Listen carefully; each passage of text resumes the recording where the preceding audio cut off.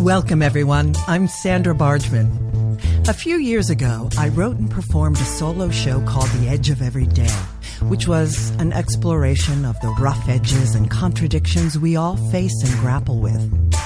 The show hit a nerve, and the relevance of the topic would only grow over time more than I could have foreseen. So, here we are. Real talk with real people, sharing stories and perspectives that spark provocative invitations to leap out of what's safe, on the edge of every day. Thanks for listening. Hello, everyone, and Happy New Year again.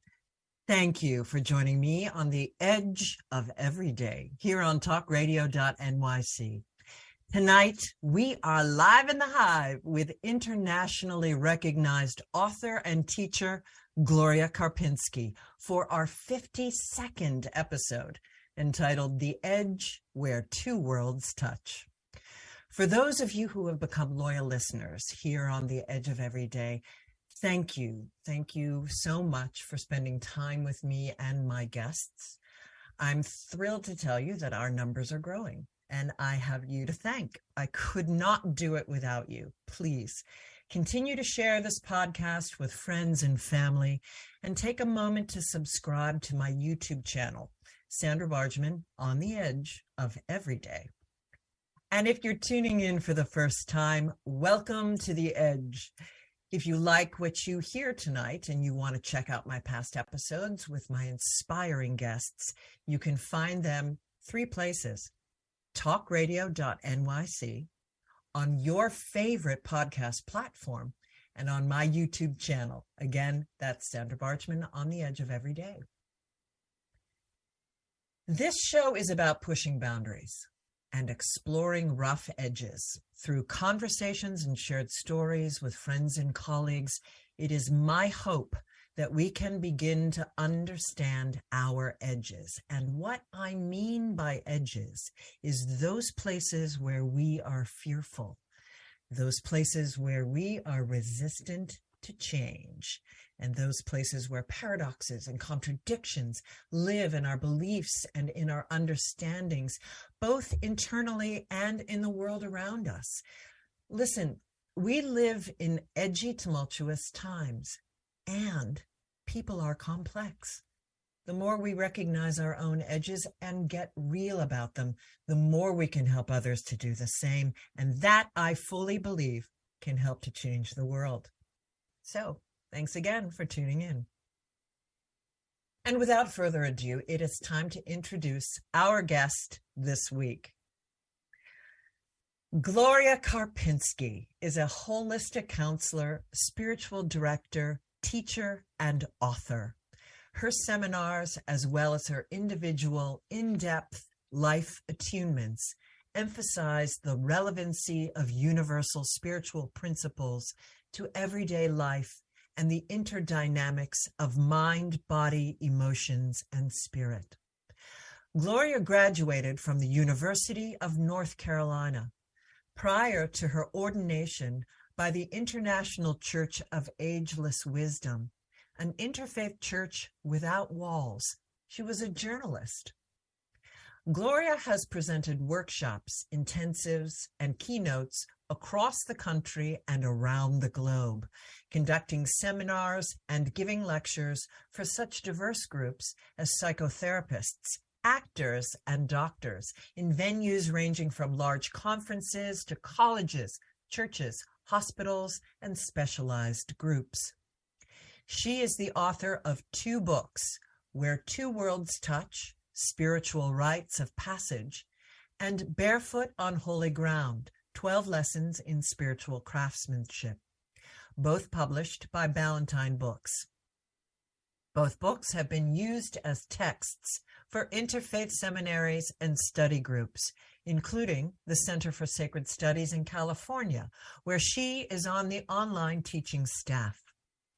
Gloria has received a grant from the Lawrence D. Rockefeller Fund for the Advancement of the Human Spirit, and Women and Wisdom Foundation, Inc.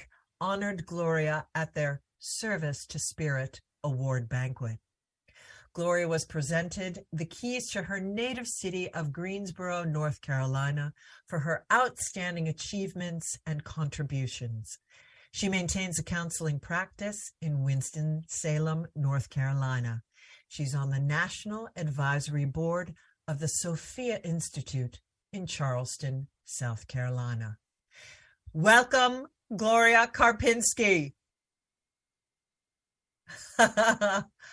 Thank you so much, Sandra. It's such an honor to be here. Oh, my goodness. My heart is overflowing to have you on this podcast as my guest. I cannot begin to tell my listeners how I love and adore and respect this woman. So it is a great honor to have you on my show. Oh, thank Gloria. you. It's indeed an honor to be here, Sandra. I appreciate it so much, your invitation. Oh. And can I say, before I say anything else, that I love the title of this show. Right? I already have. I always have, ever since the first time I heard of The Edge of Every Day. Oh, I thought you meant this episode. Well, thank you. I love that. Thank you so much. The Edge of Every Day. Isn't it the truth? Well, it just sums up so much, doesn't it? Yeah. Well, and you were one of the first people that I shared the actual solo show with and the CD with. And of course, because I so value your opinion and your input and your great mentorship. So well, and speaking of... And right back at you. Thank you. Well, I like to tell my listeners where my guests come from, and of course, the way I've been gushing, I'm sure that they've already realized that I know you well. But how I know Gloria, how I met her, is, as I mentioned in reading your delicious CV, Gloria's texts are used in seminaries as her books are used as texts, and in seminary. Not in the first year when I was at the new seminary. It was the second year students who were using Barefoot on Holy Ground.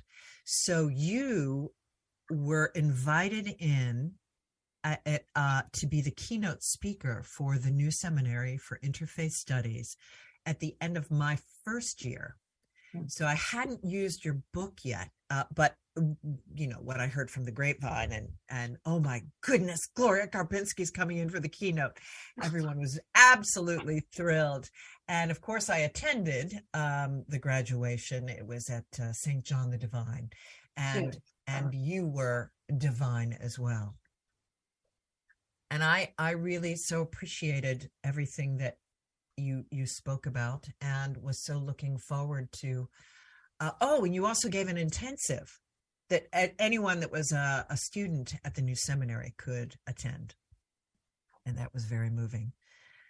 So then fast forward. I'm going to wait for fast forwarding. I want to talk about mentorship. So I said in all of my social media about you that I really consider you a mentor. And I personally do not use that word often.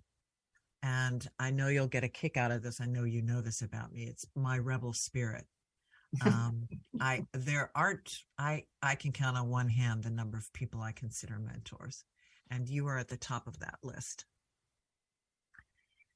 So again, now that I've regaled you, yes, we're going to swing back to mentorship, but I love to ask all of my guests, this is a new it's fabulous to me question, and I will be interested. I have a sense of how you're going to answer this, but it really is in today's world where people are doing so many things and exploring so many parts of themselves, and where identity and gender and so many things are becoming so more fluid and more balanced and at edge of every day coming together. What identity do you, Gloria Karpinski, lead with in your life? What identity? What identity? Oh, what a question. That's an interesting question. Yeah. Because I often speak of the fact that the whole spiritual quest is about remembering a true identity, which is we're son and daughter of the Mother, Father, God. Yeah. I mean, that's true identity. right? Yes. So right now I'm experiencing being Gloria, Right. But Yeah, indeed. real identity. Yes, I start with that. I have a prayer that I start every day with. I am a being of light, daughter of the Mother, Father, God. Yeah. This day, only that which is my highest good shall come to me. Only that which is light shall leave from me. Every day of my life starts that way. So it's that I am, as you well know, is the strongest thing we ever preface anything with, is I am. It's like a decree, Indeed. So I am. I always want to start with that because, the temptation is very great to get caught up in every other identity, the roles we're playing. Mm-hmm. That's why it's such a fun question. It's all it is a fun question.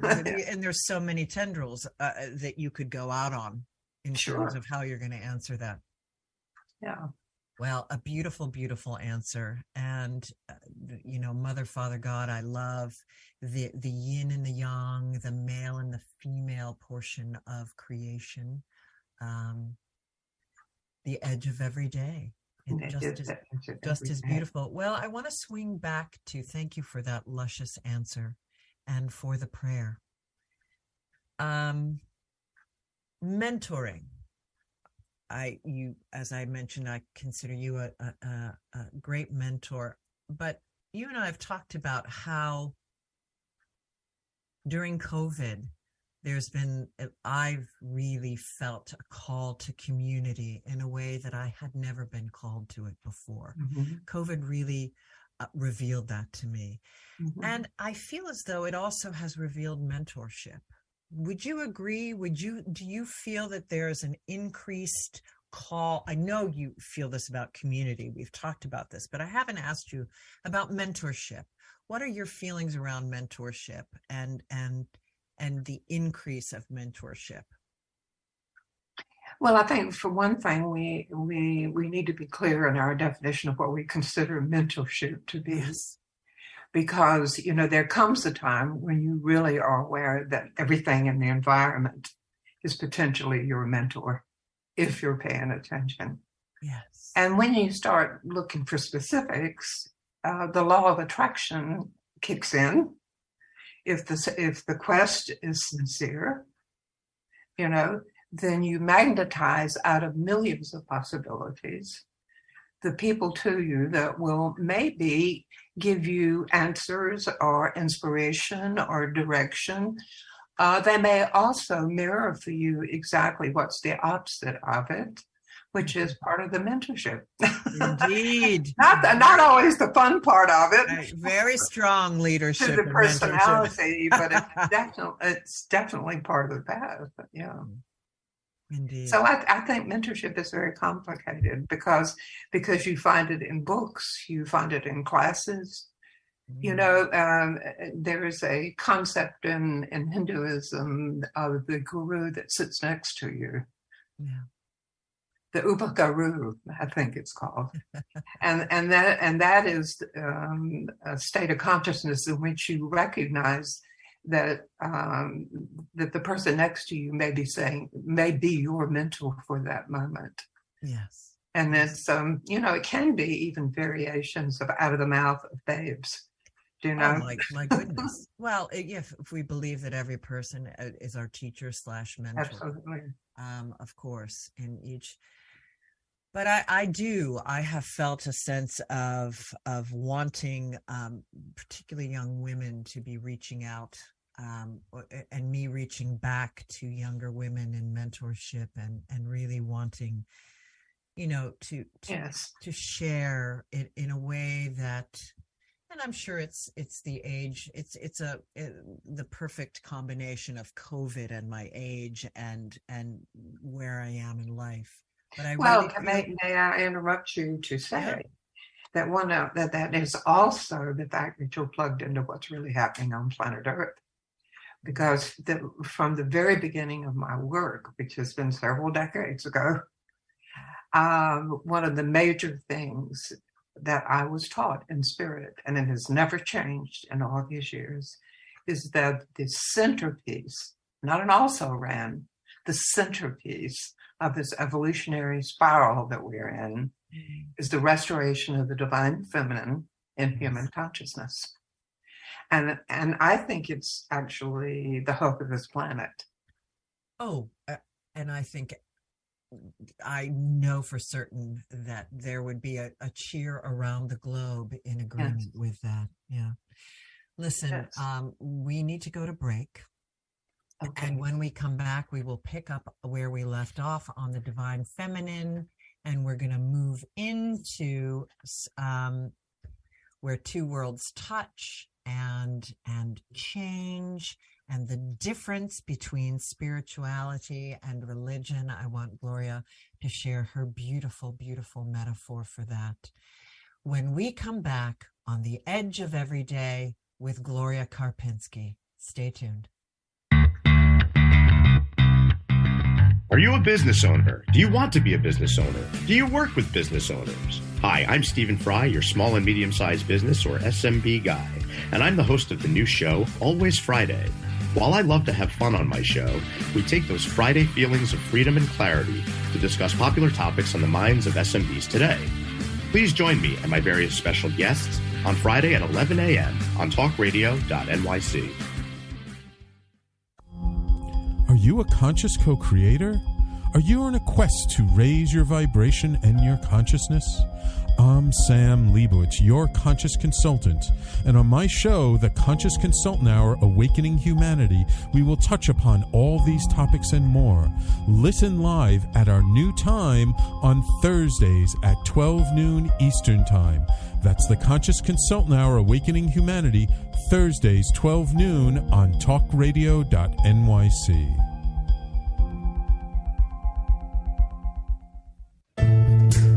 Are you on edge? Hey, we live in challenging, edgy times, so let's lean in. I'm Sandra Bargman, the host of The Edge of Every Day, which airs each Monday at 7 p.m. Eastern Time on talkradio.nyc. Tune in live with me and my friends and colleagues as we share stories and perspectives about pushing boundaries and exploring our rough edges. That's The Edge of Every Day on Mondays at 7 p.m. Eastern Time on talkradio.nyc. You're listening to Talk Radio NYC. Uplift, educate, empower.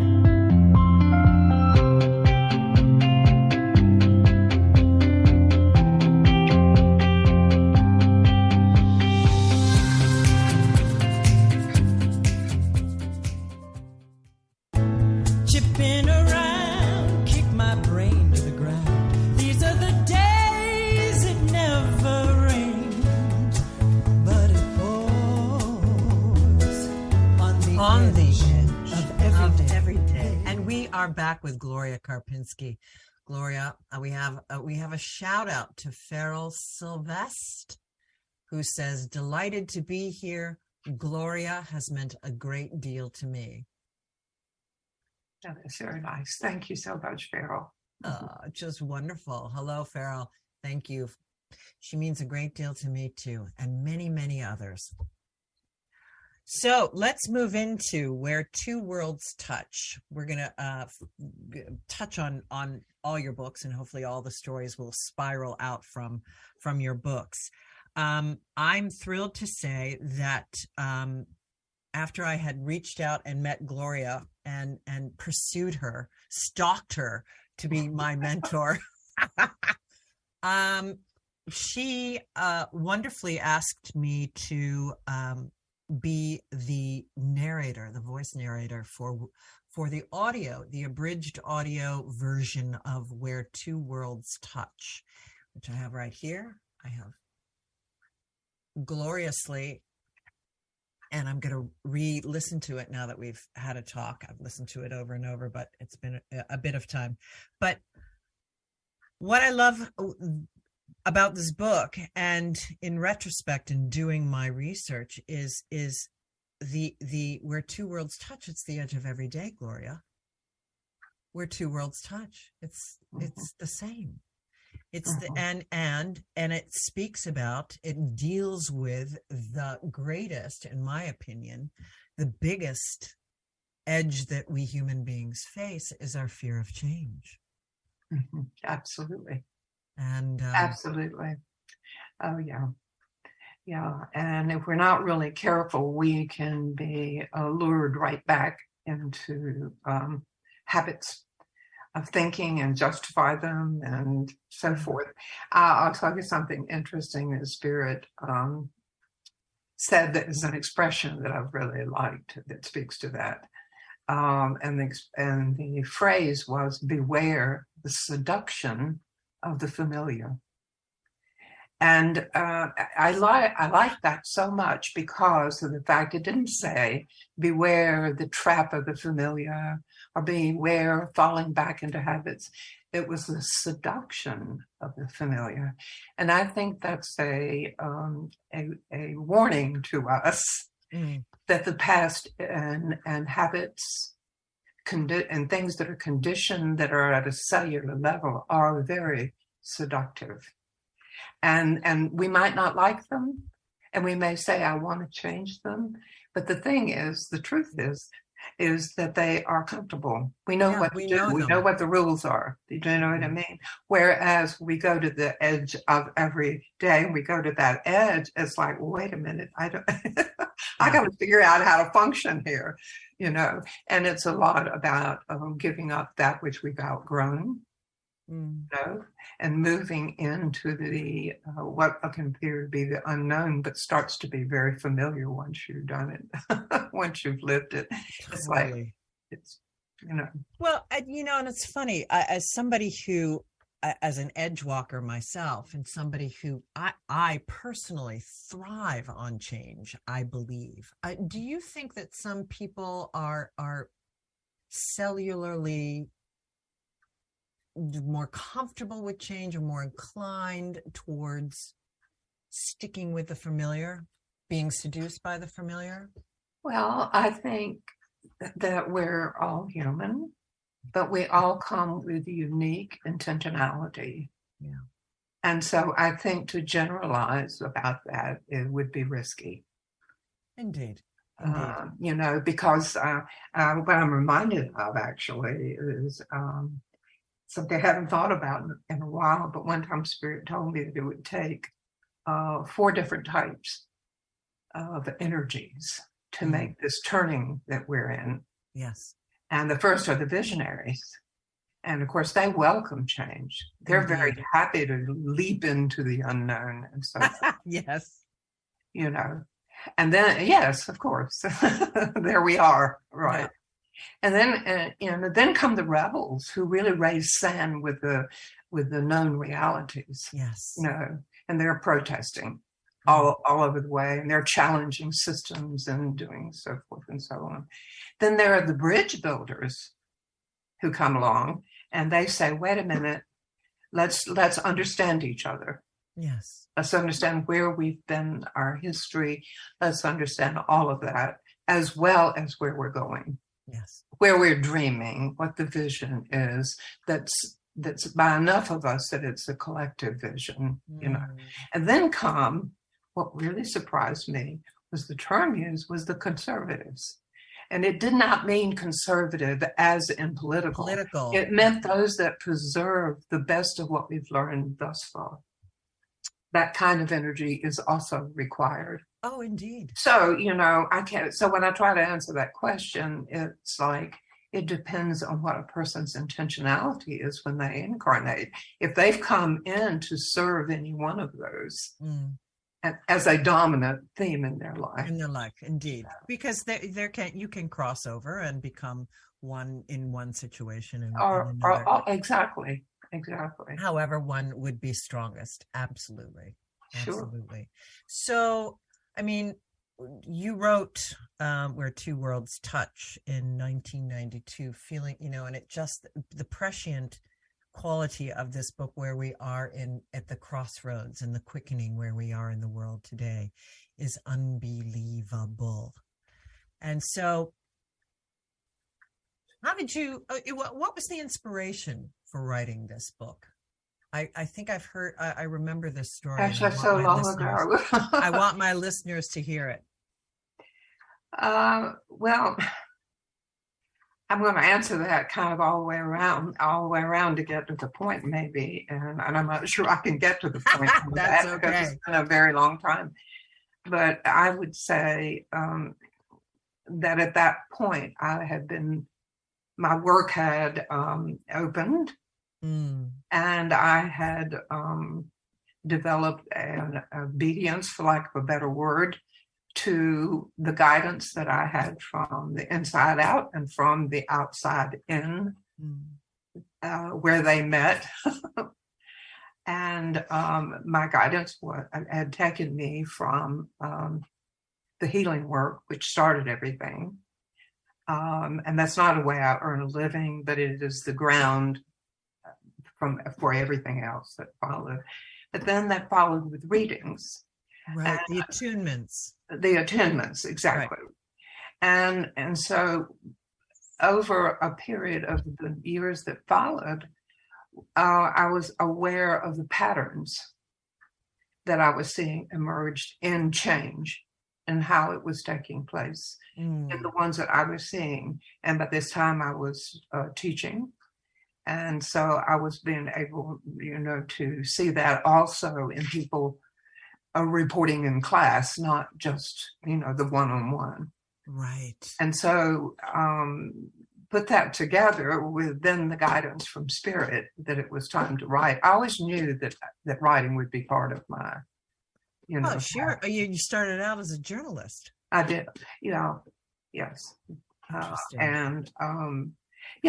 So that's a long way around of answering that question. I'm not sure it even answers it, but so the inspiration was what? People.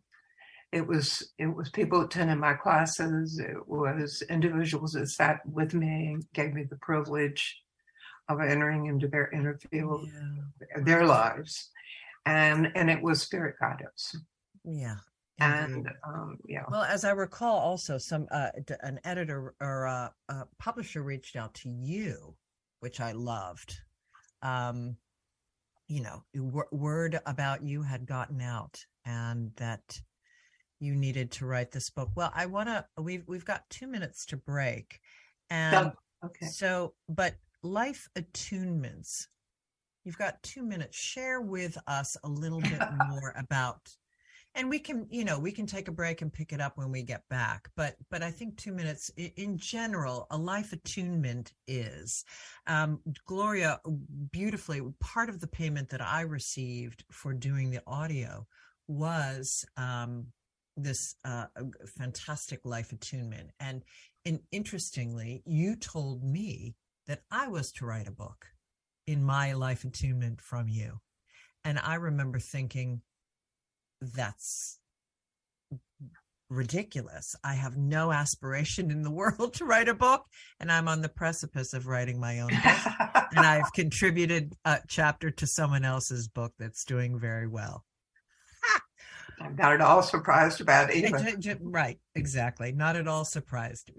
Well, you know what? I'm going to hold that question and we'll go to break. So I'll let you speak more relaxed about what a life attunement is. And then we will move into your other books and some other stories and what a pragmatic visionary is when we come back with Gloria Karpinski on the edge of every day. Stay tuned. Thank you. Are you passionate about the conversation around racism? Hi, I'm Reverend Dr. TLC, host of the Dismantle Racism Show, which airs every Thursday at 11 a.m. Eastern on talkradio.nyc. Join me and my amazing guests as we discuss ways to uncover, dismantle, and eradicate racism. That's Thursdays at 11 o'clock a.m. on talkradio.nyc.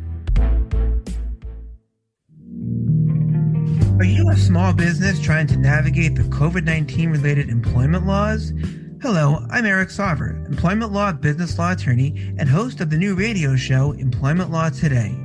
On my show, we'll have guests to discuss the common employment law challenges business owners are facing during these trying times.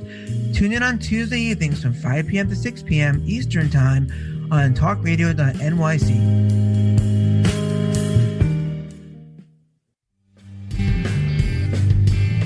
Hey everybody, it's Tommy D, the nonprofit sector connector, coming at you from my attic. Each week here on talkradio.nyc, I host a program, Philanthropy in Focus. Nonprofits impact us each and every day, and it's my focus to help them amplify their message and tell their story.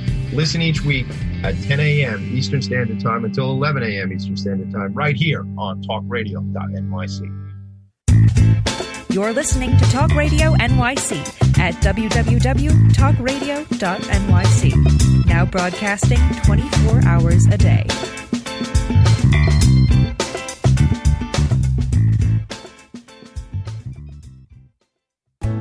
Chipping around, kick my brain to the ground. These are the days it never rained, but it pours on the edge of every day. And we are back with Gloria Karpinski. And you don't need to go majorly in depth, because this is something that people can read about when they run to your website. But I do want people to have a sense of what it's like to work with you one-on-one. So what is a life attunement? Well, short version. Yeah, exactly. Is that when a person comes, we start with prayer. Because I'm only interested in entertaining that which is going to be for the highest good of the person, and that would enter my energy field. Yes, I do work a lot with spirit, and I use that word spirit to cover that may be a lot of territory, but not get involved in a lot of encumbered language. Yes, you know, sometimes it is a guide, sometimes it's an angel. You know, and sometimes it's the spirit, is simply the spirit of the person itself. Yes. So the life attunement, the purpose of it is to support a person in becoming who they really are by addressing them from the spirit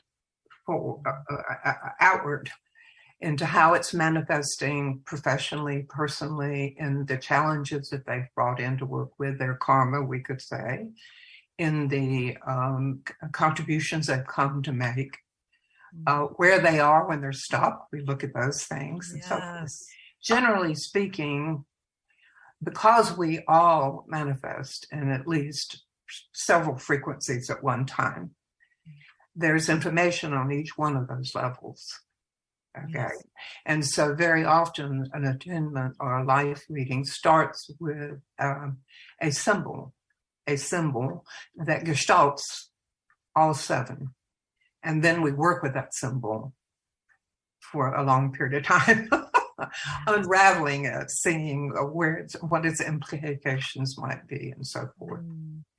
And of course, the point is to support them in becoming more and more who they are, and dealing with the challenges that they're facing, and helping them to maybe discover talents they didn't even know they had, or if they did, to encourage them in it, and so forth. And that's just the tip of it.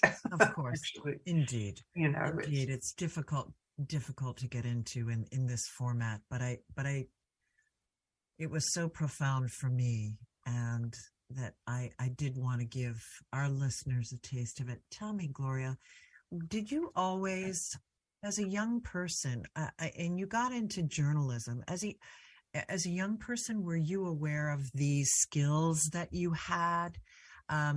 Vision, clairvoyance, information coming through. Was that something that you were very plugged into from the get-go? Yes and no. In fact, I've just written about that in this new book that I'm working on. I cannot remember a time that I wasn't saying, "Why are we here?" Yes. Oh, I can't remember you and I a time that I didn't see pictures in my head, and I thought everybody did, because I was a perfectly normal child. Right. You know, I wasn't running around with psychic data all the time, you know, but I always saw pictures in my head. I always questioned. Let me back that up. I started questioning seriously around 8 or 9. Yes. My parents were not interested in religion, and I couldn't stay away. So I tootled down to the church by myself and fell in love with Jesus, and I loved the whole thing, and then started seeing a lot of things that I thought were what I would today say were not congruent. Yes. Teachings, and it challenged me. But by the time I got to college, I was exposed to, of course, world religions, and what grew for me was looking for the commonality. Where is the mystical teachings behind it all? Yes. And that's continued to fascinate me. And I have followed in those footsteps as well. Mm-hmm. Well, this would be a great place to ask about your beautiful, on Gloria's YouTube channel. She has a beautiful video that speaks about the difference between spirituality and religion. I get asked this a lot. I'm sure you get asked this a lot, which is why you created this. And I remember reading it in your books and just loving your description of the difference. So could you share with our listeners? Well, I'm not sure which book you're referring to or exactly how I said it at the time. I would have to go back and look up at my own book. The video about water. Oh, yeah, of course. You mean that illustration? Yeah, because that's been on my website for some time. It was a vision I had that was about water pouring everywhere, and there was no limit to it. Yeah. And there were containers that came along, and all of the containers had some of the water, and none of the containers had all of the water. And as long as they kept the cap off of the container, it was living water. But as soon as they put the cap on the container and said, "This is it, we've got it," it started to become toxic. Yes. And so I felt that the water is spirituality. The water is the spirit that's everywhere. And what's interesting to me is how much the sciences of today have found languages that underline the same connected field of energy that all mystical traditions have talked about from the beginning. Yes. That connects all life, all syndrome. All, yes, all connected. Yeah. Well, so let's move into you mentioned this book that you're beginning. I do want to quickly mention again the second book, Barefoot on Holy Ground, a spectacular book. And what I picked up from your website, I love that in Where Two Worlds Touch, you talked about the rhythm of change in 7 years. I loved that. Mm-hmm.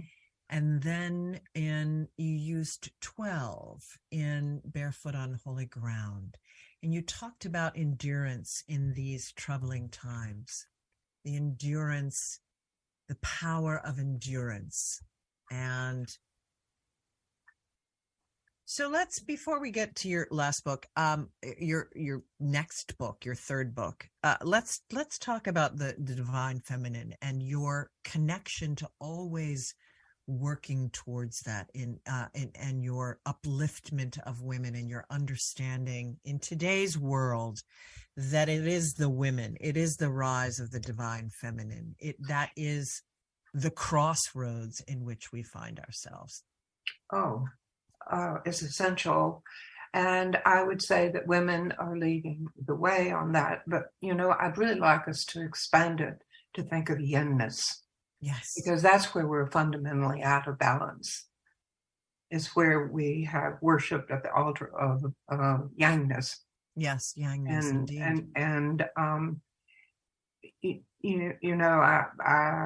have been told from the beginning, as I said earlier, that the center of this evolutionary change. And that's the way Spirit refers to it, not just as another turning, Right. but we're in the early generations of a major evolutionary change, and the seeds that we lay down now are going to grow. Yeah. And so it's important that we water them. And so, the thing is, we've abused the feminine, and there's a similarity between the abuse of nature Oh, and my goodness. of other sentient creatures, male and female, and the abuse of women.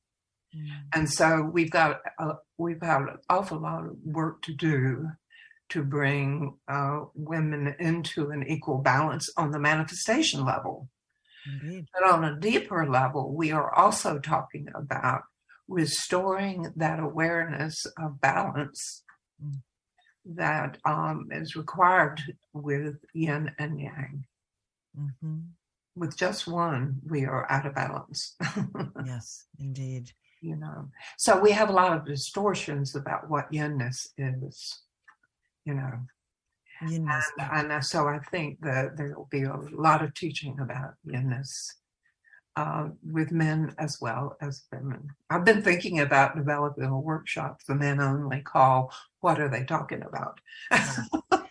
Well, yeah, it's a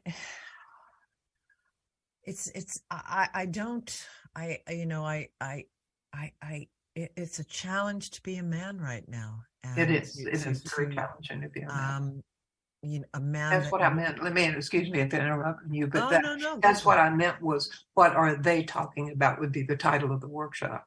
Exactly. To try to, to bring and where to begin with the men that genuinely want to be, it's in much the same with white supremacy. I mean, the willingness, you've got to be willing to say, help me to take my blinders off. Yes, exactly. Help me to show me where I am blind. Show me what I am not seeing. Help me. But I'm fascinated. I'm also fascinated by, and I talk about this in Reaching Back and mentorship, and I'm fascinated with the internalized misogyny of women. That is a fascinating observance.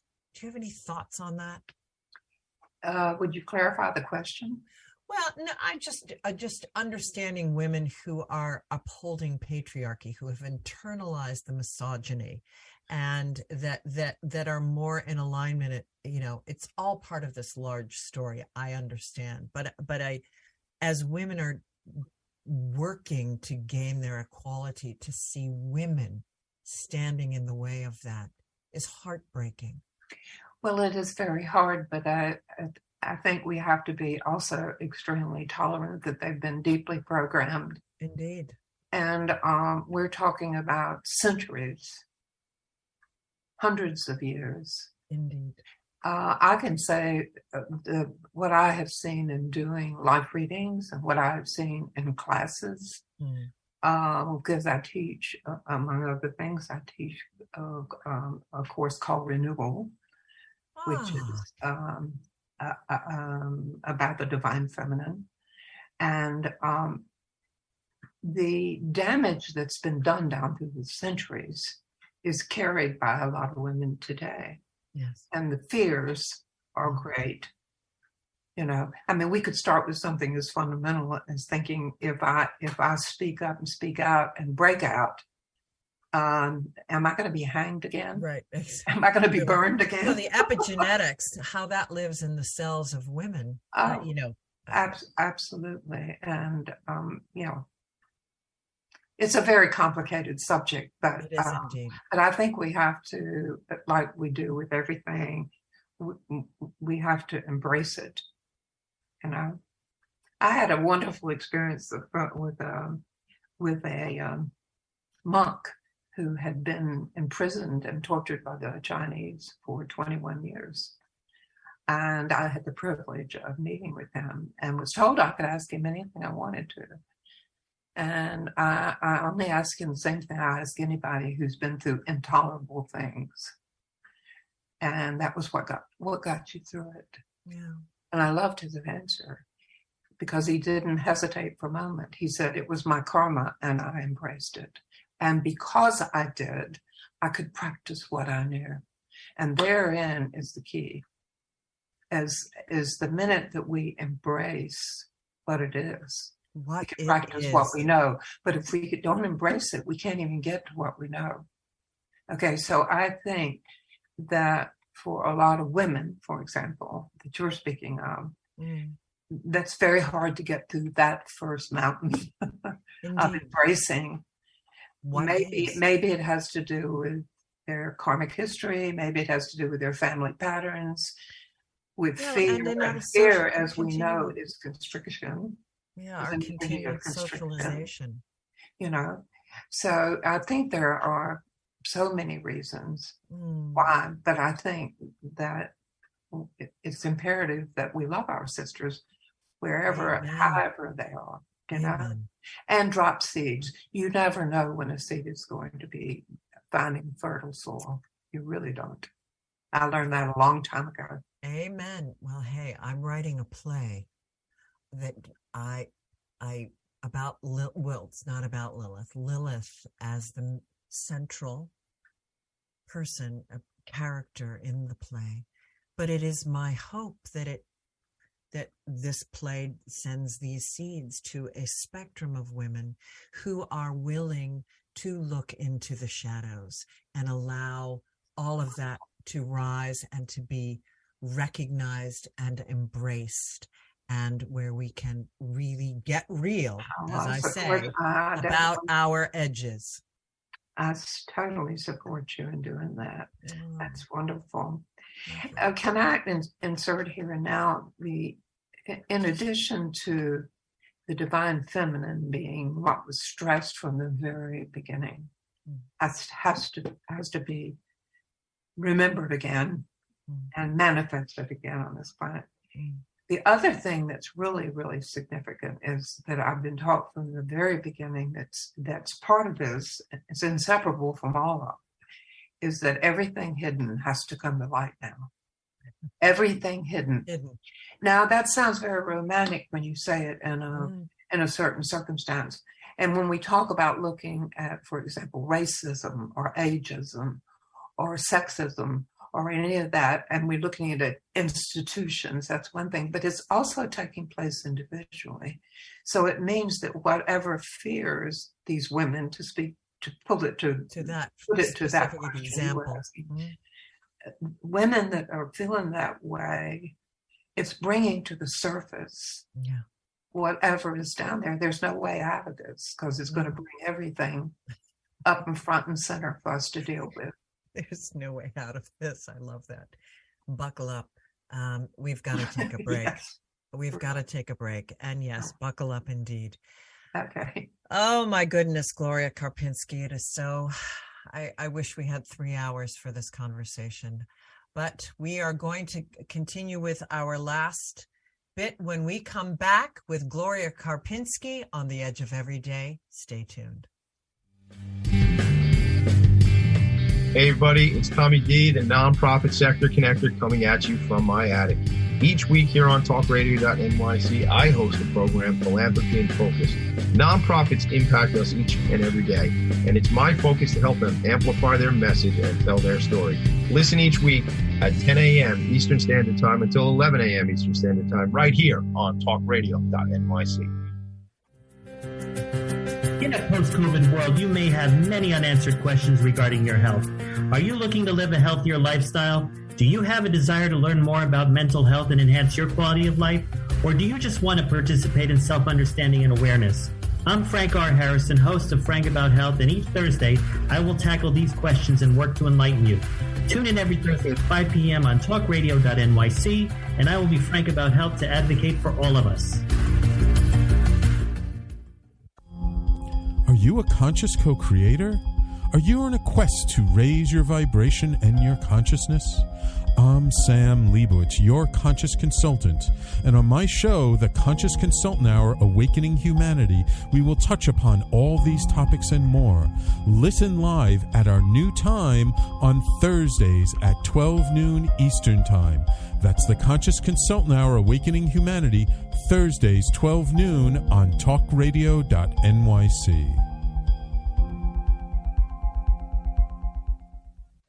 You're listening to Talk Radio NYC at www.talkradio.nyc. Now broadcasting 24 hours a day.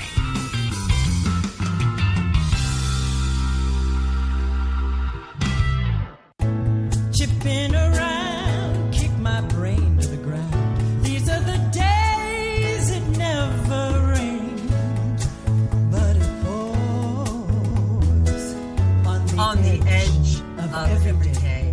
And we are back with Gloria Karpinski.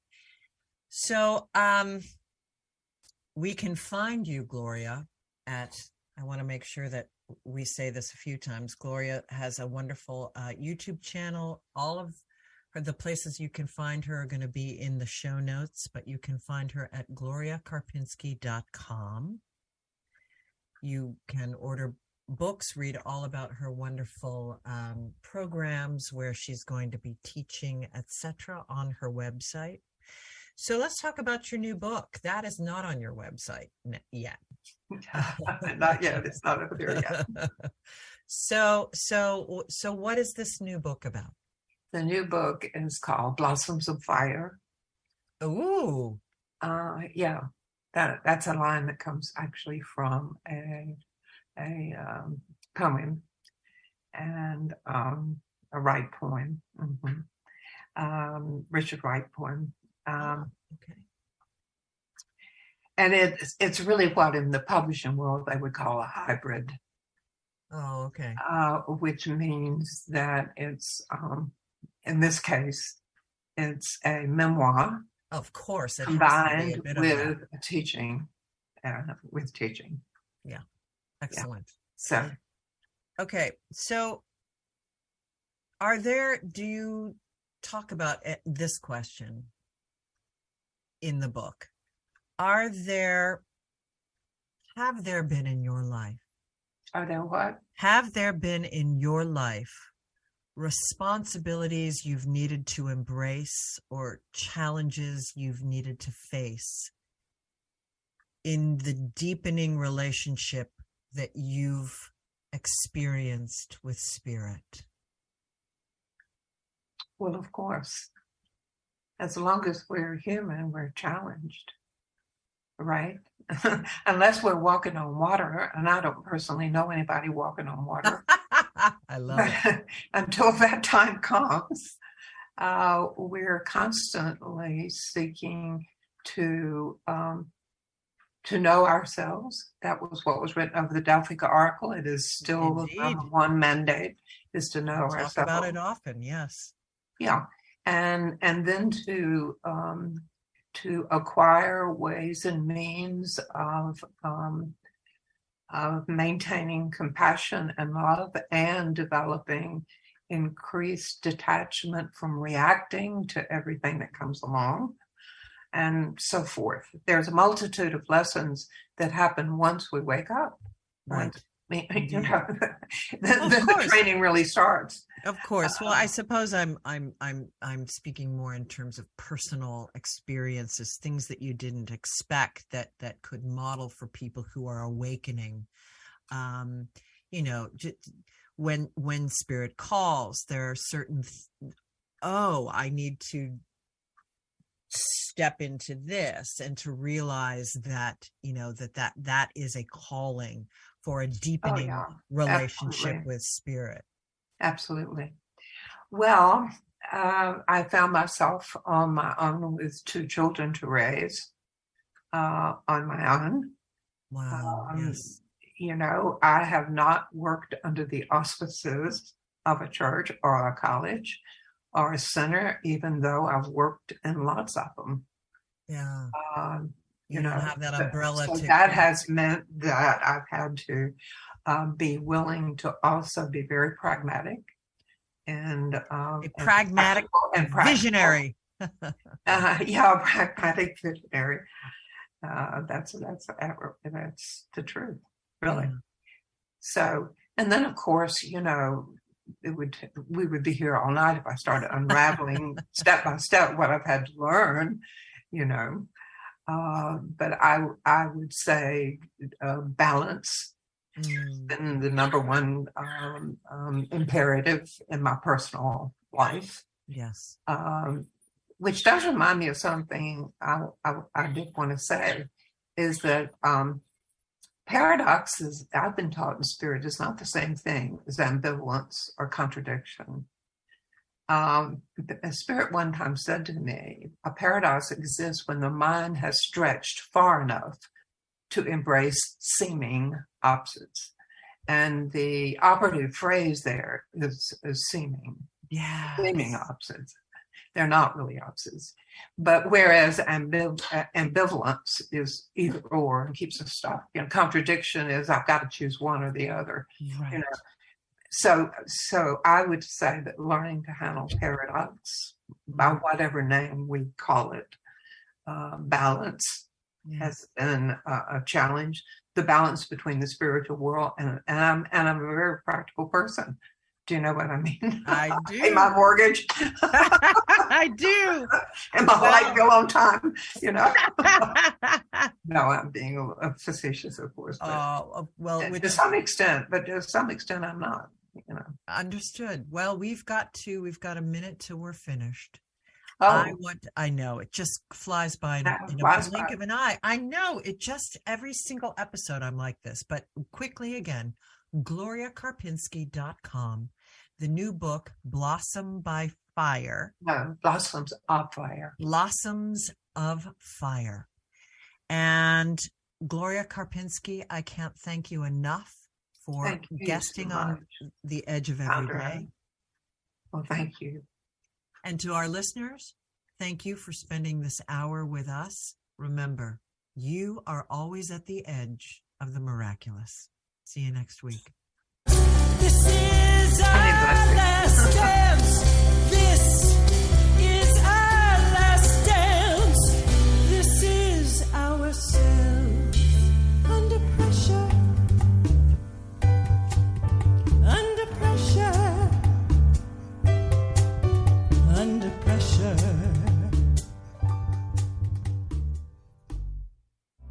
You're listening to Talk Radio NYC. Uplift, educate, empower.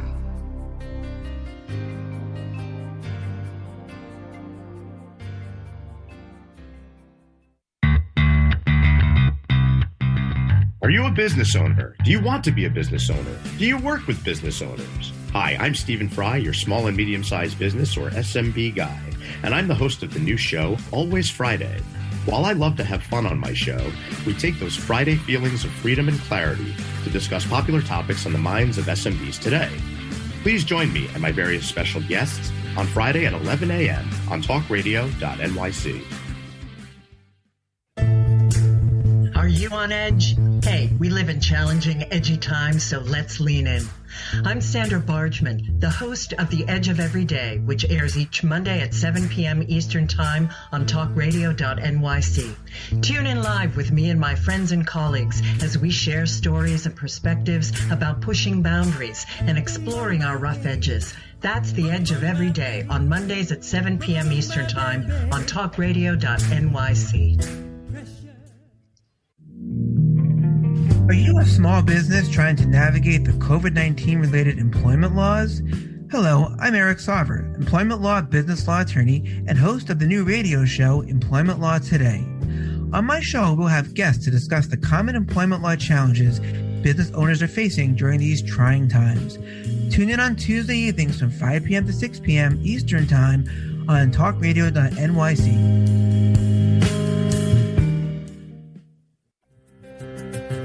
In a post-COVID world, you may have many unanswered questions regarding your health. Are you looking to live a healthier lifestyle? Do you have a desire to learn more about mental health and enhance your quality of life? Or do you just want to participate in self-understanding and awareness? I'm Frank R. Harrison, host of Frank About Health, and each Thursday I will tackle these questions and work to enlighten you. Tune in every Thursday at 5 p.m. on talkradio.nyc, and I will be frank about health to advocate for all of us. Are you passionate about the conversation around racism?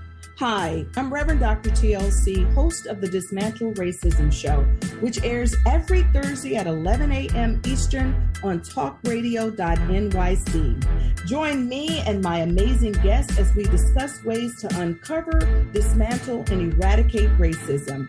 That's Thursdays at 11 o'clock a.m. on talkradio.nyc. You're listening to Talk Radio NYC. Uplift, educate, empower.